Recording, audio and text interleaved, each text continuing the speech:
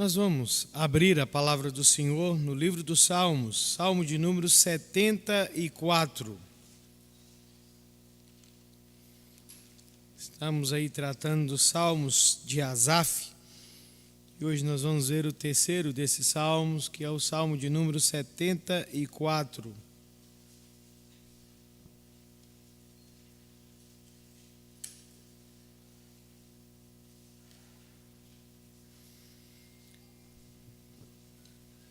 Salmo de número 74.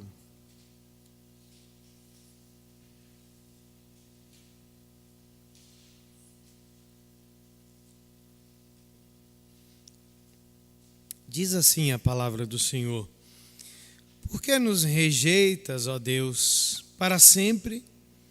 Por que se acende a tua ira contra as ovelhas do teu pasto?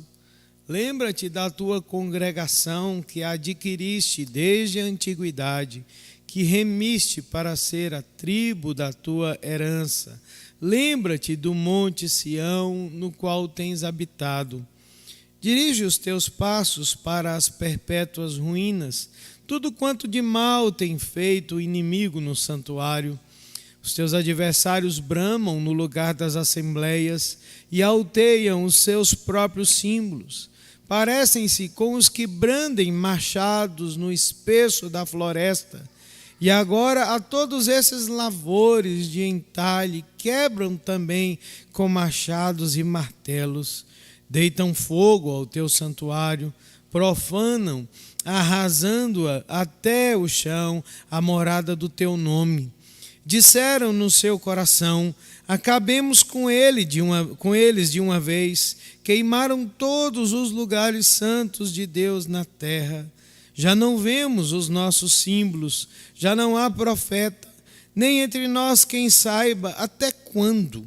Até quando, ó Deus, o adversário nos afrontará? Acaso blasfemará o inimigo incessantemente o teu nome? Por que retrais a mão, sim, a tua destra, e as conserva no teu seio? Ora, Deus, meu Rei, é desde a antiguidade. Ele é quem opera feitos salvadores no meio da terra. Tu, com o teu poder, dividiste o mar, esmagaste sobre as águas a cabeça dos monstros marinhos. Tu espedaçaste as cabeças do crocodilo e deste por alimento as alimárias do deserto. Tu abriste fontes e ribeiros, secastes rios caudalosos. Teu é o dia, tua também a noite, a luz e o sol, tu os formaste. Fixaste os confins da terra, verão e inverno, tu os fizeste. Lembra-te disto. O inimigo tem ultrajado ao Senhor e um povo insensato tem blasfemado o teu nome. Não entregues a rapina à vida da tua pomba, nem te esqueças perpetuamente da vida dos teus aflitos. Considera a tua aliança, pois os lugares tenebrosos da terra estão cheios de moradas de violência. Não fique envergonhado o oprimido, louvem o teu nome o aflito e o necessitado. Levanta-te, ó Deus, pleiteia a tua própria causa. Lembra-te de como o ímpio te afronta todos os dias. Não te esqueças da gritaria dos teus inimigos, do sempre crescente tumulto dos teus adversários. Vamos orar ao Senhor mais uma vez. Senhor, nós agradecemos ao Senhor pela tua palavra que está diante de nós. E pedimos que o teu Espírito Santo abra os nossos olhos, a fim de que as maravilhas da tua lei sejam desvendadas diante do nosso coração e da nossa alma. É o Senhor mesmo que é dono dessa palavra, que tem o poder de torná-la viva e eficaz na nossa vida. Por isso nós suplicamos o teu favor. No nome do Senhor Jesus. Amém. O escritor judeu, naturalizado americano, Elie Wiesel, foi considerado na sua geração a voz do Holocausto. E ele conta nos seus livros, principalmente no livro chamado Noite, o registro da sua a experiência nos campos de concentração. Ele disse que quando ele era criança, ele e a sua comunidade judaica lá na Romênia ouviram falar longe a respeito de rumores das atrocidades que os nazistas estavam perpetrando na Europa, mas ninguém acreditou. Ele disse que perguntou ao rabino da sua comunidade e disse que o rabino disse a ele: olha, fique tranquilo, nada tão horrível poderia acontecer conosco, pois Deus nunca permitiria uma coisa dessas. E ele disse que assim a sua fé perdurou, a sua fé continuou. Então, aquelas atrocidades que eram apenas rumores chegaram à sua própria terra, à sua própria aldeia, no ano de 1944. E ele, então, um adolescente, entrou na monstruosidade que era um campo de concentração, lá em Auschwitz. E ele viu, naquela semana, quase que imediatamente a sua mãe e a sua irmã mais jovem morrerem incendiadas nos fornos. Ele e seu pai foram enviados para um campo de trabalhos forçados, um campo anexo, mas ele diz que ainda assim a sua fé maltratada, a sua fé derrotada, perdurou diante daquela situação, resistiu diante daquela situação. Então, ainda em 1944, ele e o seu pai foram resistindo àquele tormento. E quando os aliados já estavam se aproximando do campo de Auschwitz, então os nazistas os forçaram a marchar para um outro campo chamado Buchenwald.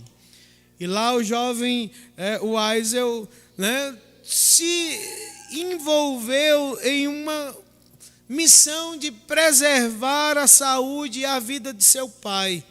Ele viu que seu pai estava terrivelmente doente e ele não descansava, ele não dormia à noite, preservando, guardando a saúde do pai. Mas ele diz que em uma noite, de tão exausto, ele dormiu.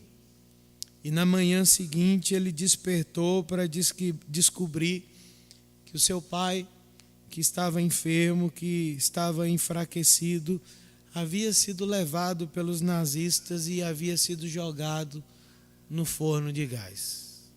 Ele disse que ele ficou tão devastado, tão desnorteado, que a sua fé, que ele considerava até aquele momento como um fio de esperança, se rompeu.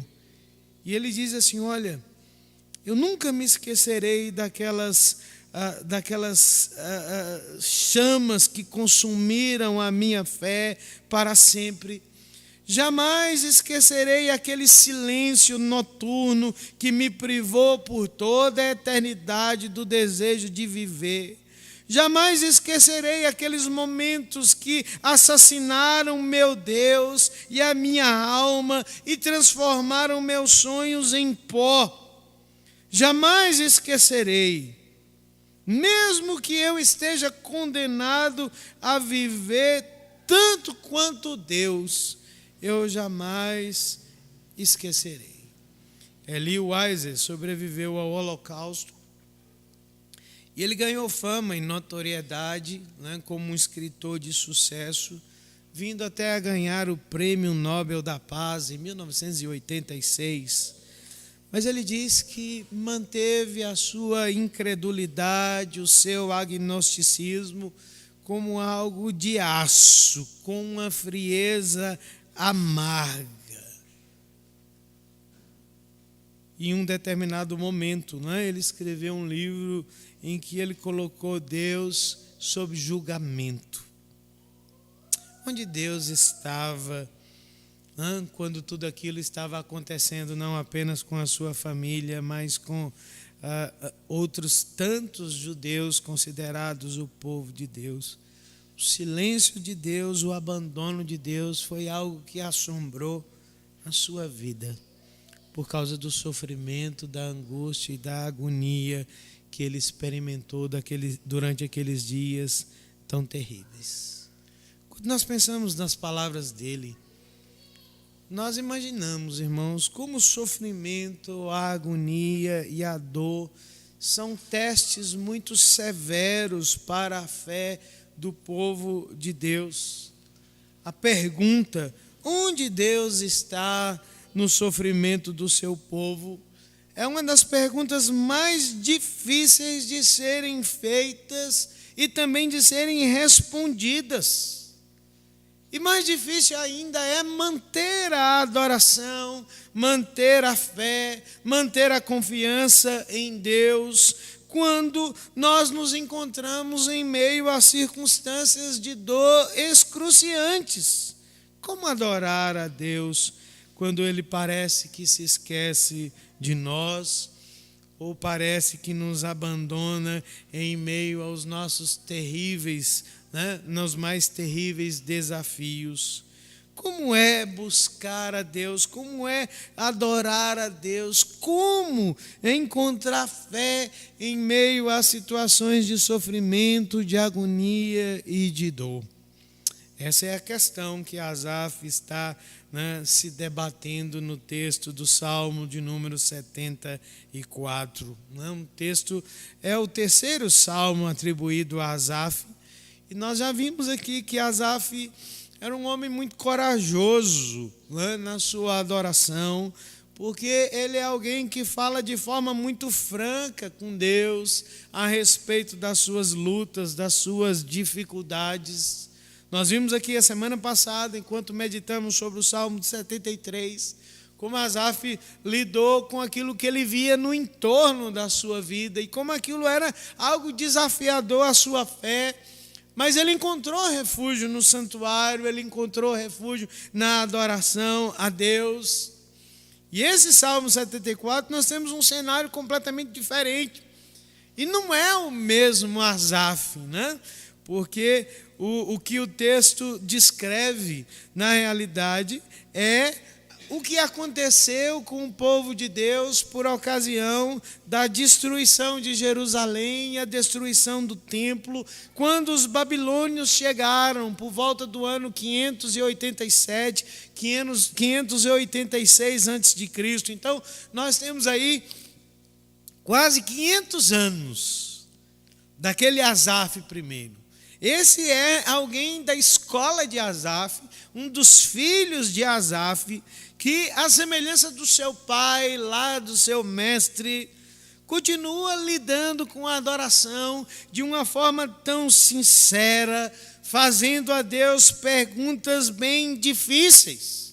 E o texto, ou um subtítulo do texto, nos diz que esse é um salmo didático de Asaf, ou seja, ele é um masquil que foi produzido com o propósito de ensinar o povo de Deus a adorar ao Senhor em tempos de adversidade, a ensinar a buscar a Deus em tempos de dor e agonia, enquanto as circunstâncias se mostram adversas.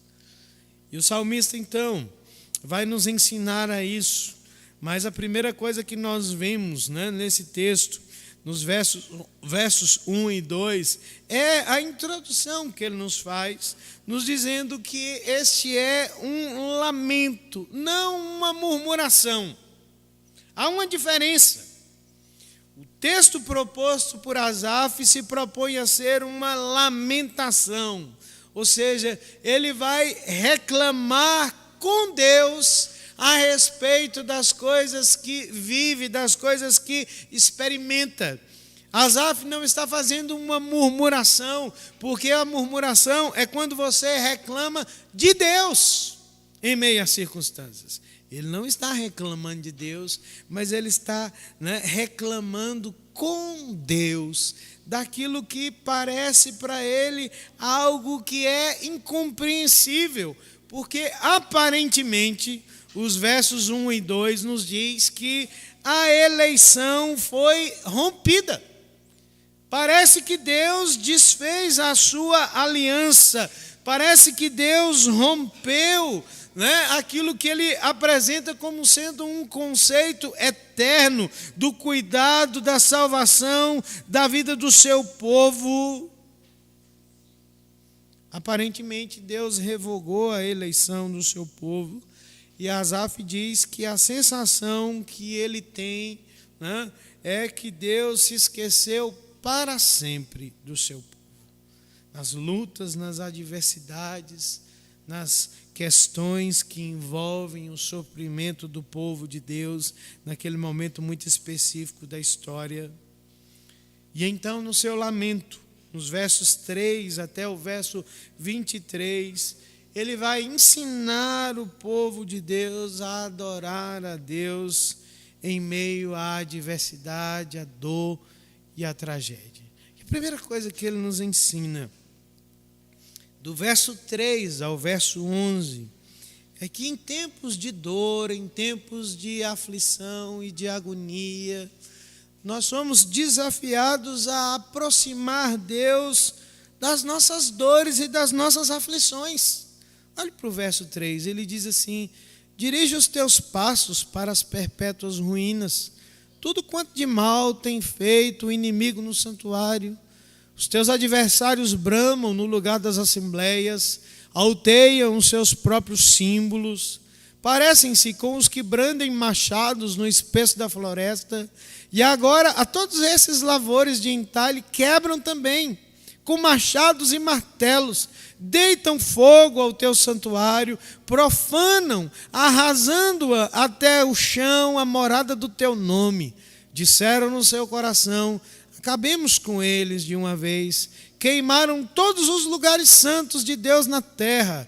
Já não vemos os nossos símbolos, já não há profeta, nem entre nós quem saiba até quando.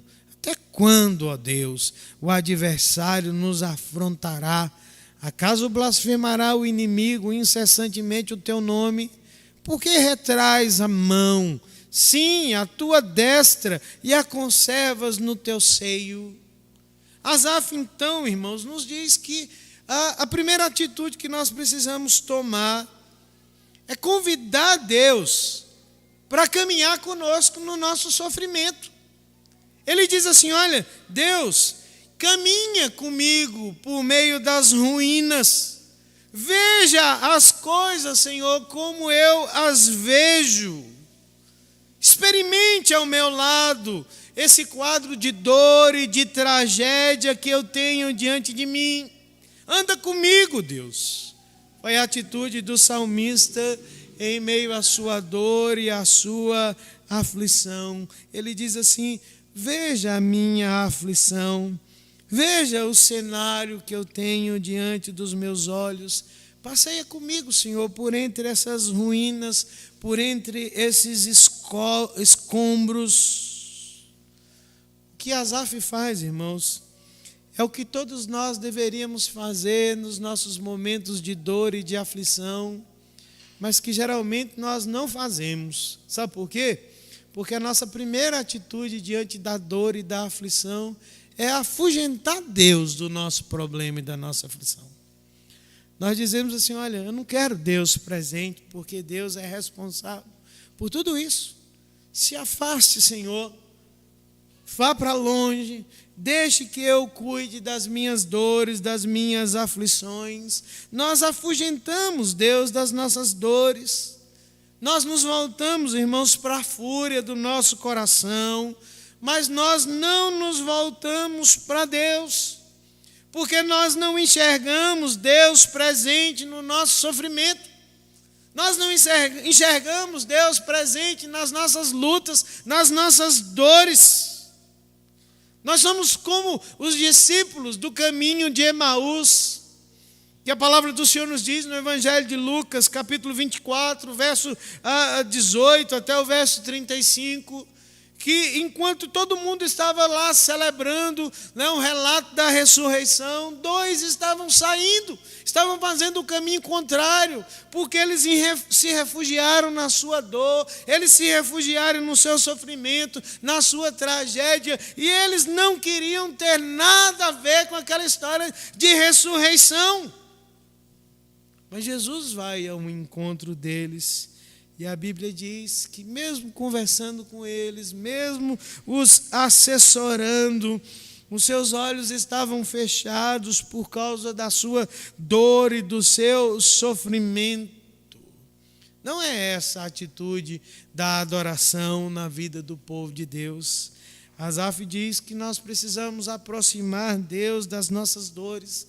Ele diz assim: Senhor, caminha comigo pelas ruínas, caminha comigo pelo meu sofrimento, veja o que eu estou vendo, olhe, Senhor, por entre essas ruínas perpétuas, tudo que de mal tem acontecido, o que o inimigo tem feito com o santuário. No lugar das assembleias solenes, no lugar dos cultos, há os adversários que bramam, que alteiam os seus símbolos, parecem com gente que brande machado e com martelo, quebrando, destruindo o templo. Eles deitaram fogo, Senhor, eles profanaram até o chão a morada do Teu nome. Eles disseram no coração: acabemos com eles de uma vez. Queimaram todos os lugares santos da terra. Eu já não vejo os nossos símbolos, não há profeta, nem entre nós há quem saiba até quando. Essa é uma descrição por demais horrível, por demais terrível do sofrimento, das ruínas. Mas esse salmista pegou na mão de Deus e ele chamou Deus para o seu sofrimento. Ele andou por aqueles escombros e ele mostrou tudo o que ele viu a Deus. No lugar onde deveria haver culto à dor, no lugar onde haveria celebração à tristeza, à vergonha, tudo está queimado, tudo está destruído. É isso que eu vejo, Senhor, é isso que eu tenho diante dos meus olhos. É isso que eu tenho para mim e é assustador. Eu vejo ruínas, eu vejo escombros. E sabe qual é a sensação que eu tenho? Asaf diz que o Senhor não faz nada, que o Senhor não se importa, que o Senhor não está nem aí para a minha dor, para as ruínas do teu povo, que o Senhor revogou a eleição do Senhor, que o Senhor se alegra com a nossa tristeza, com as nossas angústias. Esse homem não corre com Deus, mas ele pega na mão de Deus e ele traz Deus para as ruínas, para o quadro desolador que ele tem diante de si. A Bíblia diz que nós somos chamados para adorar o Senhor em meio à dor e à adversidade. E adorar significa trazer Deus para dentro do nosso sofrimento, trazer Deus para as nossas angústias, trazer Deus para as nossas tragédias. Ainda que nós não entendamos, dizer assim: Senhor, veja as coisas como eu vejo desse lado de cá. Olhe para aquilo que eu tenho diante de mim. É isso que eu vejo, Senhor. Eu quero que o Senhor se interesse por aquilo que eu tenho diante de mim. Essa é a primeira coisa que a Bíblia diz que Asaf faz. Segunda coisa, segunda expressão de adoração que nós encontramos no Salmo 74, que nos ensina como adorar em meio ao sofrimento, é que Asaf não apenas trouxe Deus para dentro do seu sofrimento, mas a Bíblia diz que ele resolveu alimentar a sua alma com aquilo que ele sabe a respeito de Deus. Olhe para o verso 12 até o verso de número 17. O texto diz assim: ora, contudo, Deus é meu rei, é desde a antiguidade, Ele é quem opera feitos salvadores no meio da terra. Tu com o teu poder dividiste o mar, esmagaste sobre as águas a cabeça dos monstros marinhos. Tu espedaçaste as cabeças do crocodilo e deste por alimento as alimárias do deserto. Tu abristes fontes e ribeiros, secastes rios caudalosos.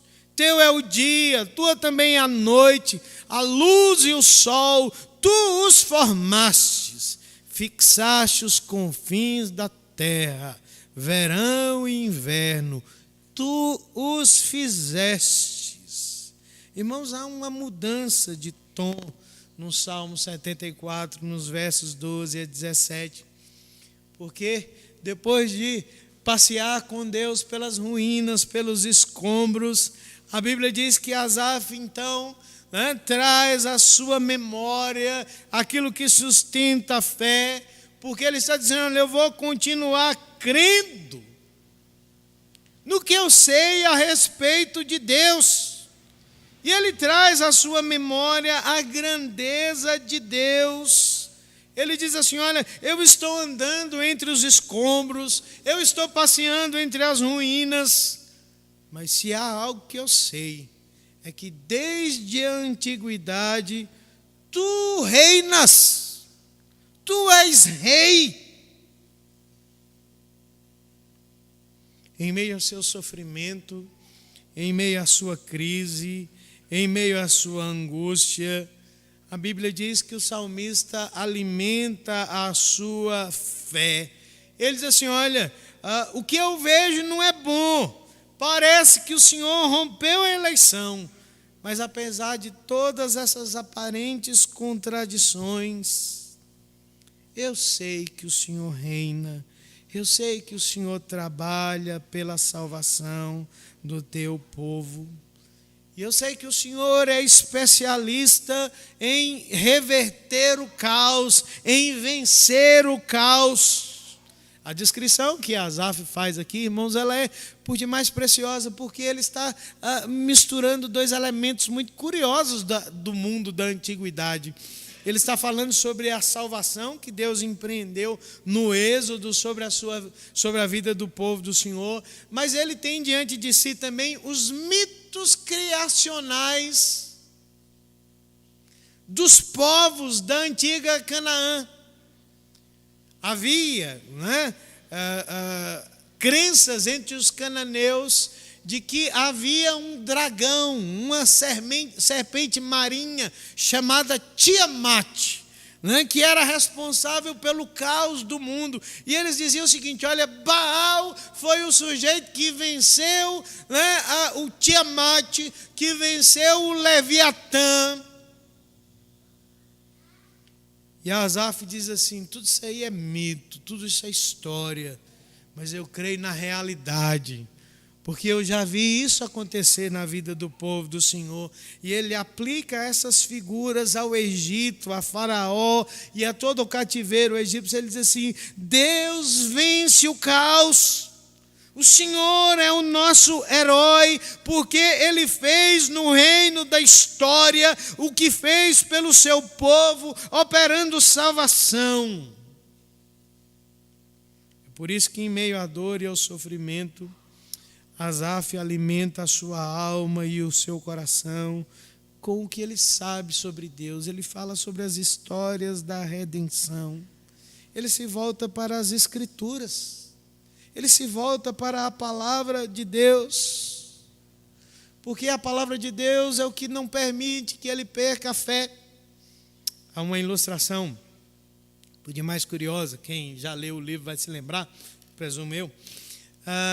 Nas cartas do inferno, C.S. Lewis escrevendo lá o diálogo entre um demônio chefe e o seu sobrinho. Num determinado momento, ele fala sobre o cuidado que aquele demônio juvenil devia ter com determinados pacientes, É assim que ele intitula os crentes fiéis. Ele diz assim: olha, cuidado com o paciente que você espreita, que você trabalha, porque ele tem uma característica interessante. Mesmo sofrendo, mesmo ferido, ele ainda obedece a Deus. Mesmo ultrajado, ele ainda obedece a Deus. É isso que o salmista está dizendo sobre o que era adorar em tempos de aflição e de adversidade na vida do povo do Senhor. Nós precisamos alimentar a nossa fé em meio ao sofrimento e à dor. E a grande questão é, irmãos, onde é que nós encontramos alimento para a nossa fé? Onde é que a nossa alma tem sido abastecida? Onde é que a nossa esperança tem sido nutrida quando nós experimentamos tempos de aflição e tempos de adversidade?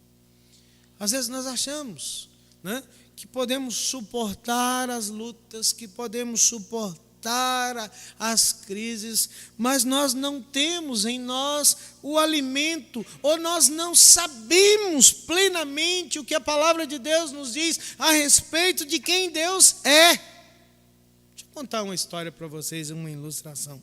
Diz que uma professora estava ensinando os seus alunos a respeito de sabedoria, né, por meio de ditos populares, por provérbios populares. E ela, crendo que os seus alunos estavam aprendendo, né, o que ela ensinava, um dia ela resolveu testar os seus alunos. Ela chegou em sala e disse assim: olha, hoje nós temos um teste surpresa sobre os provérbios. Eu vou falar a primeira parte dos provérbios e vocês vão completar o restante dos provérbios. É aqui que o bicho pega, né? Porque ela diz assim: olha, sempre é mais escuro antes. Complete. Aí o menino falou: do horário de verão. Nunca subestime o poder. Outro respondeu: dos cupins, professora. Se você se deitar com os cães, você vai. O outro levantou: acordar fedendo a cachorro, professora. Né? Uma mente ociosa é. O outro respondeu: a melhor maneira de relaxar, professora. Quando um cego guia outro cego, um outro respondeu no fundo: saia do caminho, que é perigoso. Percebam que às vezes nós achamos que dominamos o conteúdo, que estamos aprendendo a respeito da verdade, aprendendo a respeito, né, das histórias da salvação, do governo de Deus. Mas nós só descobrimos se nós formos realmente testados, se nós formos colocados à prova. E Asaf está dizendo que em meio àquele caos, em meio às ruínas, às adversidades, ele se lembrou das Escrituras, ele se lembrou do que era dito a respeito de Deus, do governo soberano de Deus. Nós precisamos alimentar a nossa fé, nós precisamos alimentar a nossa esperança. Asaf conhecia as Escrituras e ele sabia que Deus era capaz de reverter a condição do seu povo. Onde é que você alimenta a sua fé? Às vezes eu fico vendo pessoas que estão em meio às dificuldades, ao sofrimento, mas elas não saem das redes sociais. Elas estão lá nas redes sociais, alimentando o seu coração, a sua mente, a sua esperança. Às vezes elas alimentam a sua esperança na Netflix, alimentam a sua esperança na Pantanal, na novela das 8, vai colocando coisas, né, vai passando pelas lutas, pelas adversidades, mas alimenta o seu coração e alimenta a sua fé longe da palavra de Deus. É impossível, irmãos, adorarmos a Deus em meio às nossas dificuldades, em meio aos nossos sofrimentos, se a nossa esperança, se o nosso coração, se a nossa alma não estiver alimentada pela verdade de Deus. Asaf caminhou com Deus, Asaf alimentou a sua alma com a palavra de Deus, e em terceiro e último lugar,